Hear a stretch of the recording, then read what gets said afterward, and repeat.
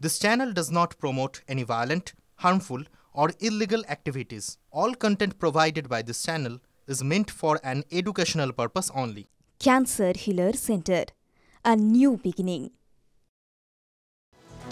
আর একবার স্বাগত আপনাকে টিভি9 বাংলায়। আমি দীপ রয়েছে আপনার সঙ্গে। শুরু করছি 11টায় 11। শুরুতেই নজর রাখতে হবে নেতাজি ইন্ডোরের দিকে, কারণ আজ নেতাজি ইন্ডোরে তৃণমূলের মেগা বৈঠক। দলের পদাধিকারী এবং জনপ্রতিনিধিদের নিয়ে বৈঠক ডেকেছেন মমতা বন্দ্যোপাধ্যায়। আজ বৈঠক থেকে কি বার্তা দেবেন তৃণমূল নেত্রী, সেদিকেই নজর থাকবে। কথা বলবো এই মুহূর্তে সৌরভ ঘোষ আমাদের সঙ্গে থাকবেন এই নিয়ে ডিটেলস আলোচনার জন্য। তবে সূত্রের খবর, ভোটার তালিকায় ভুতুড়ে ভোটার ইস্যুতে এবার রাজ্য জুড়ে কর্মসূচির ডাক দিতে পারেন মমতা বন্দ্যোপাধ্যায়। এর পাশাপাশি প্রশাসনিক দপ্তরগুলিতে ডেপুটেশনের কর্মসূচিও নেওয়া হতে পারে। কথা বলবো আমাদের সঙ্গে সৌরভ ঘোষ রয়েছে নেতাজি ইন্ডোর থেকে এই মুহূর্তে। সৌরভ, দুটো প্রশ্ন। এক, মমতা বন্দ্যোপাধ্যায় আজ কি বার্তা দেবেন? আর দুই, দলের অন্দরে ক্ষমতা নিয়ে যে একটা হস্তান্তরের যে প্রসঙ্গ বারবার উঠে আসছে বিরোধীদের কথায়, সেই বিষয়ে বা মমতা বন্দ্যোপাধ্যায় আজ কি বার্তা দিতে চলেছেন?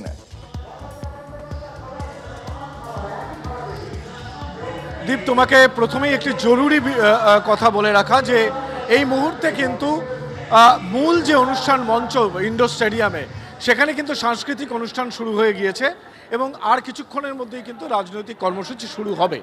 11:40 নাগাদ অভিষেক বন্দ্যোপাধ্যায় ঢুকবার কথা এবং মঞ্চে মমতা বন্দ্যোপাধ্যায় ঢুকবেন 12টা নাগাদ। সেই সময় তিনি ভাষণ দেবেন।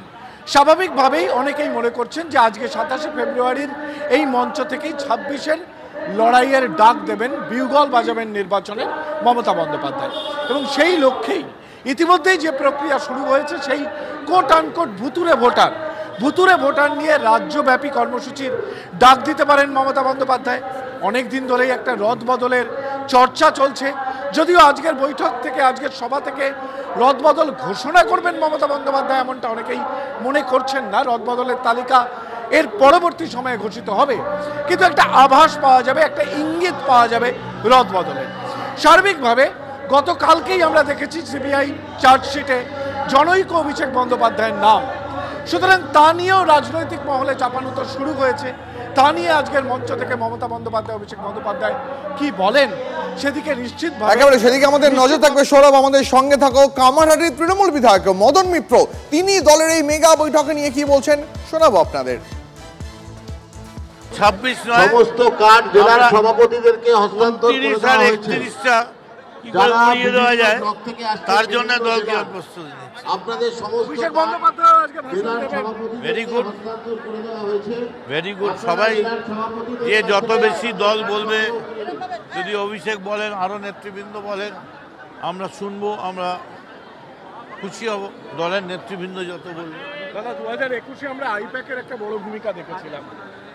সবগুলো দলের ব্যাপার, দল যেমন নীতি নেবে সেরকম ভাবে চলবে, আলাদা করে তো কিছু নেই। আপনি যেমন একটা মাঝখানে কথা বলেছিলেন যে মমতা বন্দ্যোপাধ্যায়ের সঙ্গে আইপ্যাককে কটাক্ষ করেছিলেন, আপনি কি প্রত্যাশা রাখবেন সেই পুরনো দিনের মমতা বন্দ্যোপাধ্যায় আমাদের নেত্রী, সেই জায়গা থেকে তো আমি ফিরে যাইনি। আমাদের বুক চিরলে মমতা বন্দ্যোপাধ্যায়ের ছবি পাওয়া যাবে। এর মধ্যে অন্যায়টা কোথায়? মমতা দল তৈরি করেছেন, মমতা দল মানুষকে ক্ষমতায় নিয়ে এসছেন। এদিকে নেতাজি ইন্ডোরের মেগা বৈঠকে গড় হাজির আলিপুরদুয়ারের একাধিক তৃণমূল নেতাকর্মী। আলিপুরদুয়ারের 20 জন শাসক কাউন্সিলরের মধ্যে 16 জনই থাকছেন না মিটিংয়ে। শুধু তাই নয়, এর পাশাপাশি বৈঠকে থাকছেন না জলপাইগুড়ির অন্তত 50% তৃণমূল কাউন্সিলর, এমনটাই খবর দলীয় সূত্রে। আরো বিস্তারিত এই নিয়ে কথা বলতে এই মুহূর্তে সায়ন্ত আমাদের সঙ্গে রয়েছেন। সায়ন্ত, উত্তরবঙ্গ থেকে এত কাউন্সিলর, এত নেতাকর্মী তারা আসছেন না মেগা বৈঠক, যেখানে মূল বক্তা মমতা বন্দ্যোপাধ্যায়, তা সত্ত্বেও কেন? দেখো, উত্তরবঙ্গ বরাবরই পদ্ম গড় হিসাবে বিবেচিত হচ্ছে এবং গত কয়েকটি নির্বাচনে দেখা যাচ্ছে যে এই উত্তরবঙ্গ বেশ কয়েকটি জায়গায় পদ্ম কিন্তু যথেষ্ট শক্তিশালী হয়েছে। এই অবস্থায় দাঁড়িয়ে তৃণমূল সুপ্রিমোর এই মেগা বৈঠকে, যেখানে রাজ্যের প্রতিটি ব্লক সভাপতি থেকে শুরু করে কাউন্সিলর উপস্থিত থাকছেন, সেখানে আলিপুরদুয়ারে প্রায় 16 জন, অর্থাৎ 20 জনের মধ্যে 16 জন, এবং জলপাইগুড়ি পুরসভার প্রায় 50% বেশি কাউন্সিলর অনুপস্থিত থাকছেন। যেটা মূলত দাবি করা হচ্ছে তাদেরকে অসুস্থ অথবা তাদের সন্তানদের পরীক্ষা বা তাদের ব্যক্তিগত কারণে অনুপস্থিত থাকছে। কিন্তু সূত্রের খবর, যেটা দুটি পুরসভার অভ্যন্তরীণ যে বিভিন্ন মহল সূত্রে জানা যাচ্ছে, যে দুটি পুরসভাতেই মূলত রীতিমতো দ্বন্দ্ব চরমে উঠেছে, মাথাচাড়া দিয়ে উঠেছে গত কয়েক মাস ধরেই। এই অবস্থায় দাঁড়িয়ে তাদের দাবি দেওয়া, যারা মূলত অনুপস্থিত থাকছেন তাদের 35 থেকে 40% কাউন্সিলরদেরই বিভিন্ন দাবি দেওয়া কিন্তু রাজ্য প্রশাসন, রাজ্য যে তৃণমূল নেতৃত্ব তারা মানেনি, এমনকি তাদের দাবি দেওয়াকে গুরুত্ব দেওয়া হয়নি। এই অবস্থায় দাঁড়িয়ে এই উত্তরবঙ্গের নেতাকর্মীরা এই মেগা বৈঠকে না আসায় তাদের বিরুদ্ধে কোনো রকম ব্যবস্থা বা তাদের উদ্দেশ্যে কোনো বার্তা কি দলীয় সূত্রে দেওয়া হতে পারে? দেখো, বিষয়টি নিয়ে তৃণমূলের যে শীর্ষ নেতৃত্ব তাদের সঙ্গে মূলত এখন কথা বলা সম্ভব হয়নি, কিন্তু যেটা সূত্রে খবর যে তৃণমূল সুপ্রিমোর মেগা বৈঠক হয়ে যাবার পরই বিষয়টি বিবেচনার মধ্যে আনা হবে, তারপরেই সিদ্ধান্ত নেওয়া হবে যে আদৌ তাদের শাস্তিমূলক ব্যবস্থা নেওয়া হবে বা তাদেরকে শোকজ করা হবে, না তাদেরকে জানতে চাওয়া হবে কেন তারা অনুপস্থিত থাকলেন, যেখানে মমতা বন্দ্যোপাধ্যায় প্রত্যেকে উপস্থিত থাকতে বলেছেন। একেবারে নজর থাকবে, আমাদের নজর রাখো। মমতা বন্দ্যোপাধ্যায় এবং আমাদের নেতা অভিষেক ব্যানার্জি, আমরা তাদের আদর্শই আমরা দল করি। আমি আমার কথা যেটা বললাম, যেহেতু আমি একজন শিক্ষকও, মাধ্যমিকের সমস্ত খাতা ডিস্ট্রিবিউশন চলছে। আগামীকাল আমার ফিজিক্যাল সায়েন্সের অর্থাৎ ভৌতবিজ্ঞানের ডিস্ট্রিবিউশন আছে এবং ভৌতবিজ্ঞানের মাধ্যমিক পরীক্ষার বিশেষ দায়িত্বে আছি আমি, এই জন্যই আমি এই সময়টা আমি যেতে পারলাম না। তাহলে মাত্র 4 জন গেল, সেটা আমি এখনও জানি না কী খবর আপনারা যেটা বলছেন। আমি আমারটা বললাম, আমার তো মনটা ওখানেই আছে যে দিদির ডাকে যাতে আমি যাই, মনে প্রাণে চেয়েছিলাম, কিন্তু দিনটা এরকম পড়ে গিয়েছে আমি নিরুপায় হয়ে যেতে পারলাম না। এর পাশাপাশি যেদিকে আমাদের নজর রাখতেই হবে, শুধুমাত্র জনৈক অভিষেক বন্দ্যোপাধ্যায় নয়, সিবিআই এর চার্জশিটে লিপস অ্যান্ড বাউন্সারের নামের উল্লেখ। লিপস অ্যান্ড বাউন্সার রিসেপশনিস্টের ইমেলে পৌঁছেছিল 157 অযোগ্য চাকরি প্রার্থীর তালিকা। এই খবরে নজর রাখবো, তবে তার আগে এই মুহূর্তে নেতাজি ইন্ডোরে কুণাল ঘোষ কি বলছেন সেদিকে নজর রাখবো। উন্নয়ন, অন্যদিকে বিরোধীদের কুৎসা এবং চক্রান্তের মোকাবিলা, তো মমতা বন্দ্যোপাধ্যায় দিক নির্দেশ করবেন এবং 26-এ আমরা হই হই করে জিতবো। চতুর্থবারের জন্য মুখ্যমন্ত্রী হবেন মমতা বন্দ্যোপাধ্যায়। অনেকে বলছেন যে অনেকে কাউন্সিলর অনুপস্থিত থাকে, সেক্ষেত্রে কি দলের তরফে কোনো ব্যবস্থা নেওয়া হবে? যারা আমি এইসব নিয়ে কোনো মন্তব্য আমি জানি না। মমতা বন্দ্যোপাধ্যায়ের নির্দেশ এই নির্বাচনের আগে এটা কতটা ইম্পর্টেন্ট হবে? আরে খুবই ইম্পর্টেন্ট। মমতা বন্দ্যোপাধ্যায়ের নির্দেশ মানে তো দলের সুপ্রিমোর নির্দেশ, ফলে সেই নির্দেশ নিয়েই তো পথ চলে আমরা চতুর্থবারের জন্য জিতবো। এই ক্ষেত্রে কি অভিষেক বন্দ্যোপাধ্যায় সব আমরা গোটা মমতা বন্দ্যোপাধ্যায়ের নেতৃত্বে গোটা তৃণমূল এক এবং ঐক্যবদ্ধ। এক্ষেত্রে কোনো কি দ্বন্দ্বের কোনো কিসের দ্বন্দ্ব? অভিষেক বন্দ্যোপাধ্যায় নিজেই বলেন মমতা বন্দ্যোপাধ্যায় আমার নেত্রী, তাও এখানে দ্বন্দ্ব বাকিরা খুঁজি, আমরা খুঁজি না। চলো,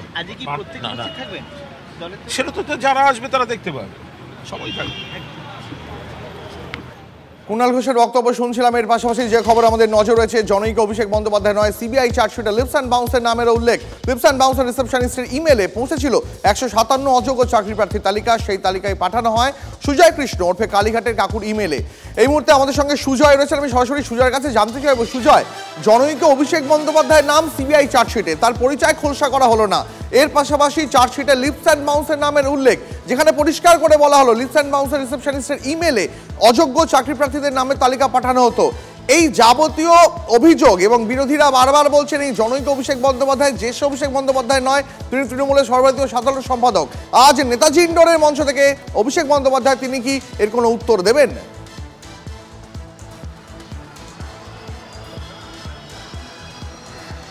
এবং গতকালই সিবিআই তৃতীয় চার্জশিটের তথ্য সামনে এসছে এবং সেখানে তুমি যেমনটা বললে জনৈক অভিষেক বন্দ্যোপাধ্যায়ের নাম রয়েছে। শুধু তাই নয়, তৃণমূলের যুবনেতা, একদম কোট অ্যান্ড কোট তৃণমূলের যুবনেতা হিসেবে শান্তনু বন্দ্যোপাধ্যায়, কুন্তল ঘোষ, সুজয় কৃষ্ণ ভদ্র, তাদের প্রত্যেকের নাম রয়েছে। লিপস অ্যান্ড বাউন্স সংস্থার নামের উল্লেখ রয়েছে, তাদের কর্মকাণ্ড সম্পর্কে, তো সর্বোপরি দুর্নীতির সঙ্গে তৃণমূলের যোগ, সেটাই কোথাও একটা চার্জশিটে উঠে এসছে বলে বিরোধীরা দাবি করছে বা বিজেপি দাবি করছে।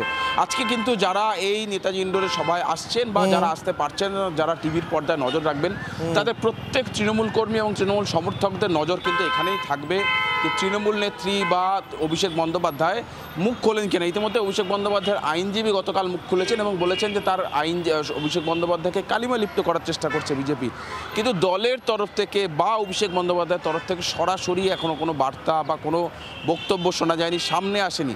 ঠিক একদিন পর, গতকাল চার্জশিট সামনে এসছে, তার একদিন পর কিন্তু আজকে তৃণমূলের সেই বৈঠক, যে বৈঠক তৃণমূল নেত্রী মমতা বন্দ্যোপাধ্যায় ডেকেছেন। ফলে তৃণমূলের একেবারে যে সর্বস্তরের যারা কর্মী থেকে শুরু করে একদম শীর্ষ নেতা প্রত্যেকের নজর রয়েছে, বা তারা শুনতে চান যে মমতা বন্দ্যোপাধ্যায় রিয়্যাক্ট করেন কিনা এই বিষয়টা নিয়ে, বা মমতা বন্দ্যোপাধ্যায় এই বিষয়টা নিয়ে কোনো রকম কোনো কথা, সেটা হতে পারে তাদের কুৎসা করা বা কালিমালিপ্ত করা, এই ধরনের কোনো শব্দ প্রয়োগ করে একেবারে সুজয়। এবং এর পাশাপাশি গতকালই অভিষেক বন্দ্যোপাধ্যায়ের আইনজীবী অর্থাৎ তৃণমূলের সাধারণ সম্পাদক অভিষেক বন্দ্যোপাধ্যায়ের আইনজীবী তিনি স্পষ্ট করে দিয়েছিলেন যে এক্ষেত্রে অভিষেক বন্দ্যোপাধ্যায়ের নামকে ব্যবহার করা হচ্ছে কালিমালিপ্ত করার জন্য, যদিও অভিষেক বন্দ্যোপাধ্যায় তিনি তদন্তে পূর্ণ সহযোগিতা করছেন।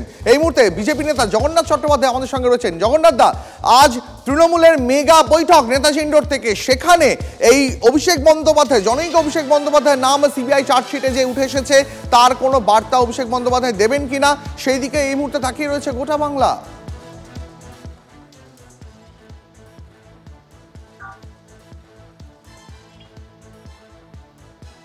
জগন্নাথ শোনা যাচ্ছে না? কোনো কারণে আমাদের সঙ্গে যোগাযোগ বিচ্ছিন্ন হয়ে গেছে। তবে আরও একবার জগন্নাথ চট্টোপাধ্যায়ের সঙ্গে কথা বলার চেষ্টা করব।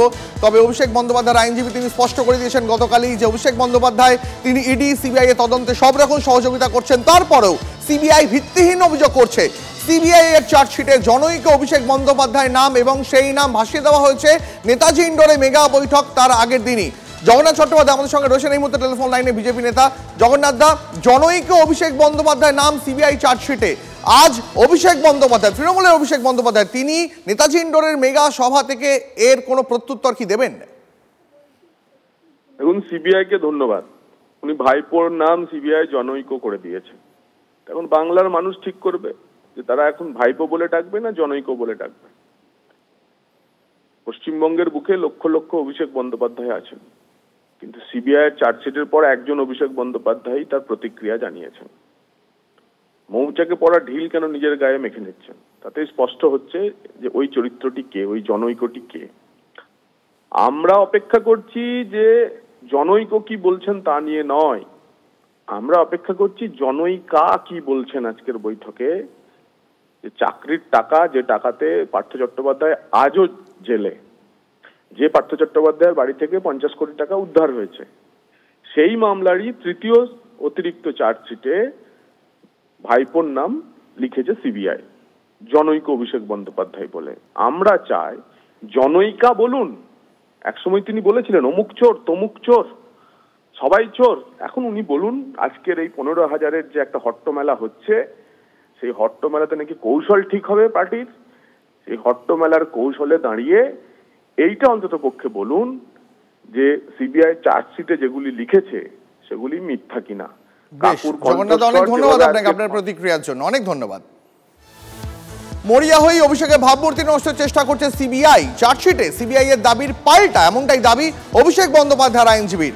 রাজনৈতিকভাবে উদ্দেশ্য প্রণোদিতভাবেই ইমেজ নষ্ট করার চেষ্টা করছে সিবিআই, পাল্টা বিবৃতি দিয়ে জারি ডায়মন্ড হারবারের সাংসদের আইনজীবীর। এই মুহূর্তে সিপিএম নেতা সুজন চক্রবর্তী আমাদের সঙ্গে রয়েছেন। সুজন দা, সিবিআই অভিষেক বন্দ্যোপাধ্যায়, তৃণমূলের অভিষেক বন্দ্যোপাধ্যায় ভাবমূর্তি নষ্টের চেষ্টা করছে এমনটাই অভিযোগ করছেন অভিষেক বন্দ্যোপাধ্যায়ের আইনজীবী। আজ নেতাজি ইন্ডোরে তৃণমূলের মেগা শো রয়েছে, সেখান থেকে খোদ অভিষেক বন্দ্যোপাধ্যায় তিনি কি এর কোনো প্রত্যুত্তর দেবেন? দেখুন, কে কি প্রত্যুত্তর দেবেন আমি জানি না, কিন্তু আমার কথাটা অত্যন্ত স্পষ্ট। সবাই বোঝে অভিষেক ব্যানার্জি কে নিয়োগ দুর্নীতিতে যুক্ত, তাহলে জনৈক বললেও সবাই জানে, আর সিবিআই জানে না। সিবিআই বাকি সবার নাম ঠিকানা বলে দিল, কে কুন্তল ঘোষক, কে সত্যদূত, কিন্তু ও যে কাকুর ভাইপো সে বলতে পারলো না, ও যে পিসির ভাইপো সেটা বলতে পারলো না, ও যে এমপি 7 লাখ না 8 লাখের রেকর্ড করে জেতা ডায়মন্ড হারবার মডেল, সিবিআই সবাই জানে, সিবিআই জানে না, বলতে পারলো না। সিবিআই নামটাকে অস্বীকার করতে পারছে না, অথচ বলতে চাইবে কি বলতে চাইবে না দুরকম মত, সেই কারণে স্পষ্ট করতে পারছে না কি করবে। নরেন্দ্র মোদী ওর নাম না রাখুক চায়, আবার মমতা ব্যানার্জির অনুরোধে ওর নাম রাখতেও চায়। আজকে ওদের সার্বিক মিটিং আছে, মিটিংয়ে ডানা ছাটার মনোভাবে মমতা ব্যানার্জি কাজ করছে। যে কোনো কারণেই হোক ডানা ছেটে কে বেশি আরএসএস প্রমাণ করতে হবে, পিসির না ভাইপোর, সে লড়াই হয়তো ওইটুকুই, তার চেয়ে বেশি কিছু নয়। দুজনেই আরএসএস এর কাছে জমা আছে। তাহলে যদি ডানা ছাড়তে হয় একটা কিছু বদনাম করে রাখতে পারলে ভালো, চার্জশিটের নাম থাকলে একটু নরম হবে, ডানা ছাড়তে মমতা ব্যানার্জির সুবিধা হবে।